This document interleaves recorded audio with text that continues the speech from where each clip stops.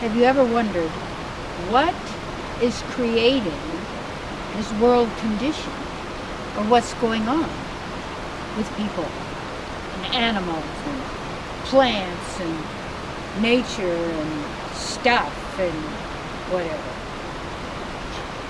Well, I have to tell you, all I know is what I've studied and what I realized by my own experience. And one of the problems is to get to where we think we know everything, and yet ultimately we do, when we're tuned in to the divine. Because with the divine there is absolute knowledge that works for everyone always. And then there's what you would say the language or the overlay of a, what would you say, a dimensional reality, you see, a physical reality of some kind. So what also kind of stops people in the sense is thinking, well, if I acknowledge who I am spiritually, that means I really don't have a body, I'm a nothing and I'm a floating space. No, that's not true. Because what I like from the Vedas and the Puranas, especially the teaching, the Bhagavad Gita, to me is also teaching love, just as I believe in a sense the teachings of Yeshua was always about the teachings of unconditional love. And that unconditional love is a love that you feel that has no conditions on it.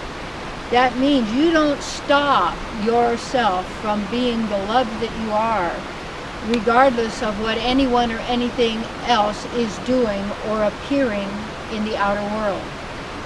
Because you stay constant in who you are.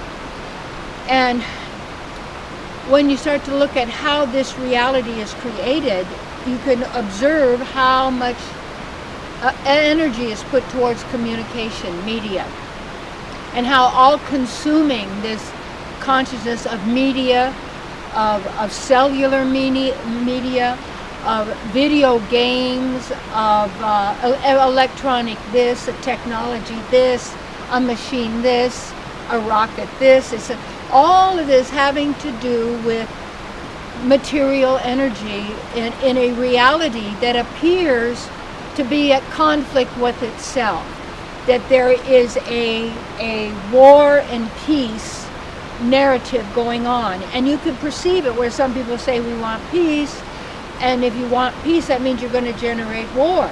And if you want war, you're going to generate those that want peace. And you want to go above peace and war because those are relative depending on what their definition of that particular religion or nationality or language is of what that is. So to know how the reality is generated, there's a truck, I'll just wait for a second, because we are right here by the river.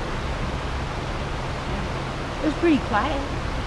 There's a fire truck that's going by. So in this reality then, how it gets created is you can observe when you apply these ancient teachings, the results. And that's why when something is an absolute truth, anyone and everyone can always apply it and get the results. You notice it, you realize it. It's empowering and nurturing, with no one left out.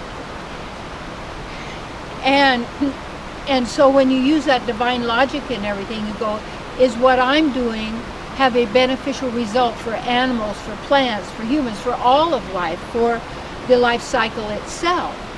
And if you do that, then the food you're taking into your body is in the mode of goodness. So therefore the cells are happy, the body's happy, the water is pure. That's why I'm a vegetarian. And by the vegetarian, and then in the dairy and milk is then by having part of a cow share, so having also raw milk or raw cheese like that. But you have to look and see what is good for you. But I say for me, what I notice, what makes me feel good, what's empowering to me, is having really great energy and great vitality, because that energy and vitality is also a measure of your mental health, your physical health, your emotional health. And so how reality gets created, obviously, because of how much media there is and how much information on almost all the news stations are always the same and repetitively always promoting some idea. Everybody says, this is what science says, this is what somebody else knows, on, and you have to learn it. It's something that then basically you have to accept on blind faith, because how can you ever know it? And that's the problem when people say about religion or with God.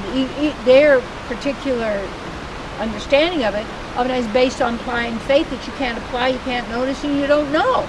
Because it's always out there somewhere, and it's not you, and you're not part of it, and it's going to do this for you, or it won't do that for you, and it's also, well, wait a minute, that's not logical, divinely logical at all. So how you then notice how reality is created is through then the thought process, and thoughts are words or sounds with meanings and definitions that we are empowering, that we are visualizing through our imagination. You are a creative being. But people say, yeah, but if you don't look at what could happen in the past and what's going to happen in the future, it could happen to you again.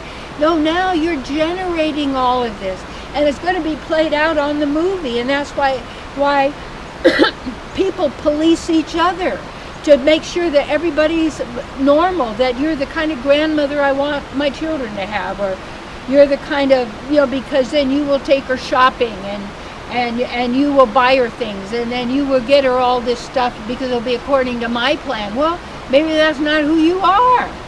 Maybe you're outdoor Wonder Woman, and that's your idea of what it is to, people like that. You've got your own deal. But what happens is, in that whole sense of, what may I say, really knowing how reality is created, you see, it has to be created by that group thought, by that group consciousness. And so whatever you desire, you have to build the consciousness, the knowledge that's going to empower you in that way, and then act on that knowledge that you have received, because how will you ever know if it works or not if you don't apply it, you see? So there's a lot of people who have a lot of knowledge about the divine and such, but they're not applying it. So they're still afraid, and they're still living by empowering the very thing that they do not want to have happen.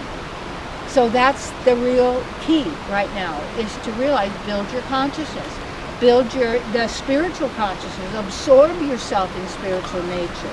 That's why I do retreats. That's why I work with people in mentoring, to be able to attain that which you desire, because you have the power to do it. And yet to be able to focus on that, and to actually dig deep and get rid of all those stoppages and all those blockages, allow you to set your sail free. Yet so many people are so afraid of the power that they have within them, because they're afraid that they will lose their spirituality.